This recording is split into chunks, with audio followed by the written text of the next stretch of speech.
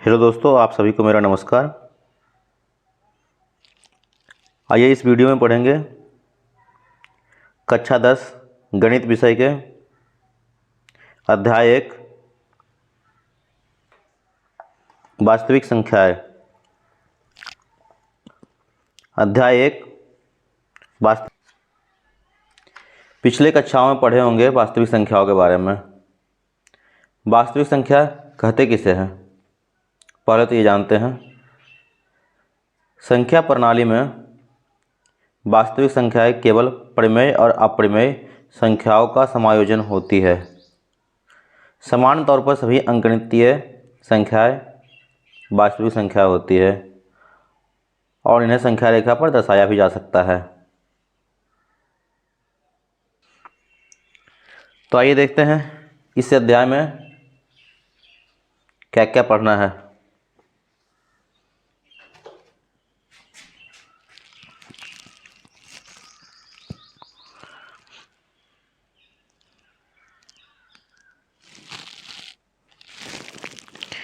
तो पहले तो हम ये देखते हैं यूक्लिड विभाजन एल्गोरिथम, कलन विधि, अंकगणित की आधारभूत प्रमेय, फंडामेंटल थ्योरम ऑफ अर्थमेटिक्स।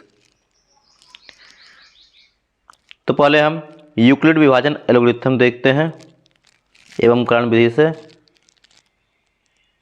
कैसे हल करते हैं।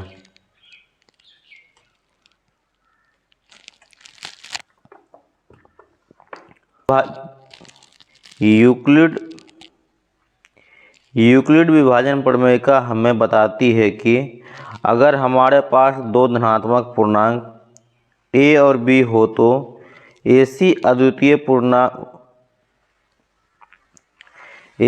अद्वितीय पूर्ण संख्याएं भी संभव है जो a बराबर बी क्यू प्लस आर, जहाँ r 0 के बराबर है तथा b से छोटा है को सिद्ध करता है, जहाँ r शेषफल एवं q भागफल के लिए प्रयोग किया जाता है। कलन विधि यूक्लिड्स डिवीजन एल्गोरिथम, यह विधि है जिसमें हम दी गई दो पूर्णांक संख्याओं का महत्तम समावर्तक HCF निकालते हैं। इस विधि का आधार यूक्लिड विभाजन प्रमेय को ही कहा जाता है। यूक्लिड विभाजन प्रमेय दो धनात्मक पूर्णांकों का HCF प्रकलित करने की एक तकनीक है। यदि दो धनात्मक पूर्णांक a और b का HCF वह सबसे बड़ा पूर्णांक d है जो a और b दोनों को पूर्णतः विभाजित करता है। तो यहाँ हम देख रहे हैं कि यूक्लिड विभाजन एल्गोरिथम जो है दो धनात्मक पूर्णांक का HCF प्रकलित करने की एक विधि है, जहाँ दो धनात्मक पूर्णांक a और b का HCF d है जो a और b को पूर्णतः विभाजित करता है। हम ये देखते हैं कि यूक्लिड विभाजन एल्गोरिथम से HCF निकालते कैसे हैं। यूक्लिड विभाजन एल्गोरिथम जिसके निम्न चरणों को नीचे स्पष्ट किया जा रहा है। दो धनात्मक पूर्णांकों को मान लीजिए c और d, जहां c बड़ा है d से। इनके HCF ज्ञात करने के लिए नीचे दिए हुए चरणों का अनुसरण कीजिए। चरण 1, c और d के लिए यूक्लिड विभाजन प्रमेय का प्रयोग कीजिए। इसलिए हम q और r ज्ञात करते हैं कि c बराबर dq प्लस r, जहाँ r 0 से बड़ा और बराबर तथा d से छोटा हो। चरण 2 में यदि r बराबर 0 हो तो d पूर्णांकों c और d का HCF है। यदि r 0 के बराबर नहीं है, इसे हम इज नॉट इक्वल टू पढ़ते हैं। यदि r 0 के बराबर नहीं हो तो d और r के लिए यूक्लिड विभाजन प्रमेय का प्रयोग कीजिए। यदि चरण 2 में r 0 के बराबर नहीं आता है तो हम आगे इस प्रक्रिया को बढ़ाते हैं तथा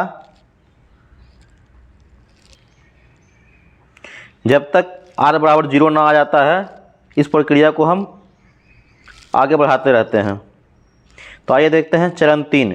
इस प्रक्रिया को तब तक जारी रखा जाएगा जब तक शेषफल 0 अर्थात शून्य ना प्राप्त हो जाए। इस स्थिति में प्राप्त भाजक ही वांछित HCF है।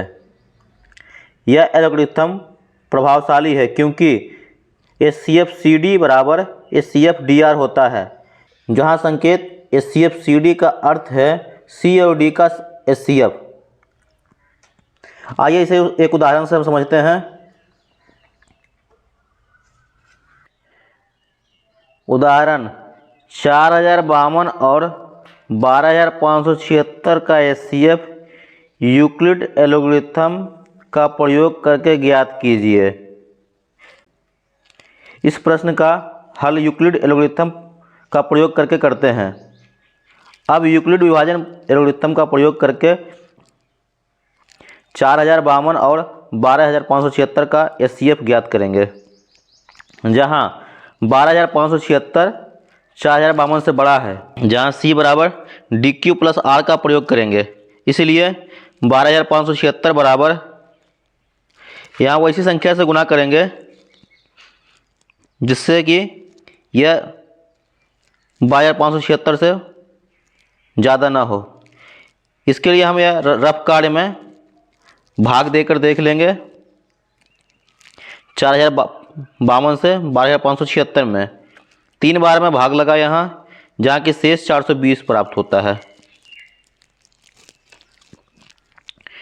तो जो भाग फल आया है उसे 4552 गुने लिख देंगे। 4552 गुने 3 प्लस जो शेष आया है 420 उसे हम लिखेंगे, तथा इस प्रक्रिया को आगे जब तक बढ़ाते रहेंगे तब तक कि शेष बराबर 0 ना हो जाए। तो आइए इसका अगला चरण करते हैं। अब 452 बराबर जो शेष आया है वो यहाँ लिखेंगे। शेष अब हम शेषफल से भाग देकर देख लेंगे कितने बार में यहाँ भाग लग रहा है। तो शेषफल 420 से 452 में भाग दिया है तो भागफल 9 प्राप्त हुआ है, तथा शेष 272 प्राप्त हुआ है। तो हम यहाँ लिखेंगे 452 बराबर 420 गुने 9 प्लस 272।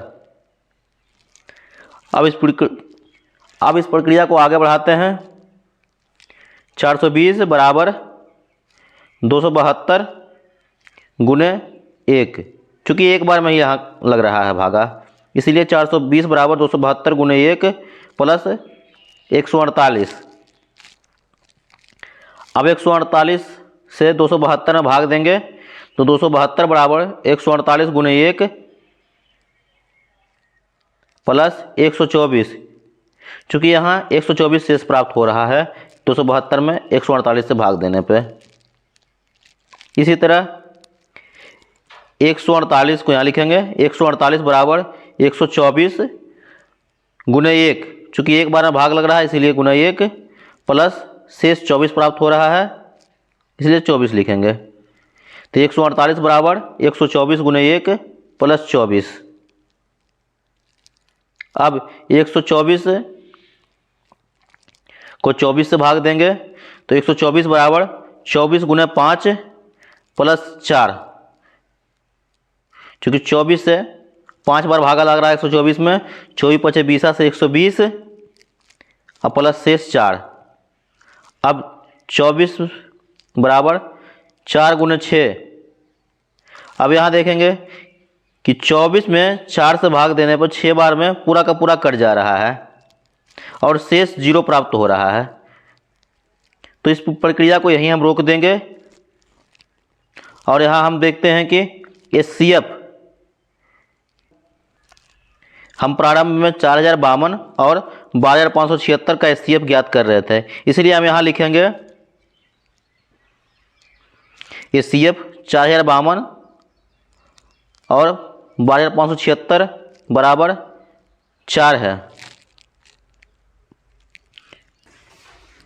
तो दोस्तों अगले वीडियो में हम हल करेंगे प्रश्नावली 1.1।